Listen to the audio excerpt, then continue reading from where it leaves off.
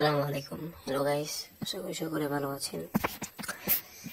আলফায়ের একটি ইন্টারভিউতে আর কি চ্যানেল আই নাকি গভর্নমেন্ট চ্যানেলে দেখলাম, সেখানে শাহরিয়া শাকিল উল্লেখ করছে যে আগামী কোরবানি ঈদে তাদের সাথে একটি ছবি লক হয়ে আছে এবং আলফায়ের প্রয়োজনে শাহিব খান আবার থাকবে। তো এইটা আমার কেন জানি মনে হচ্ছে তুফান 2 আসবে। ঠিক আছে, যেহেতু পরিচালককে সারপ্রাইজ, তারপরেও আপাতত 5টা ছবি আছে হয়তো শাহিদ ভাইয়ের সাথে আলফায়ের। একটা হচ্ছে তুফান 2, তাণ্ডব 2, শ্যান এবং আরও 2টি প্রজেক্ট, যেগুলোর পরিচালক রায়হান রাফি না, 3টার পরিচালক রায়হান রাফি। তো এবার কোনটা হয় দেখার বিষয়। সবাই চাইছে তুফান 2, তো তুফান 2ই আনা উচিত আমি মনে করি। তো শাহরিয়া শাকিলকে বলবো তুফান 2টাই আনো, কোনো ছবি আনার আপাতত দরকার নেই। আর বাকি যে তাণ্ডব 2 ছাড়া আর বাকি 3 প্রজেক্ট, এগুলো ঈদ ছাড়া প্রতি বছর আনো এবং ঈদে সিকুয়েল করে আনো।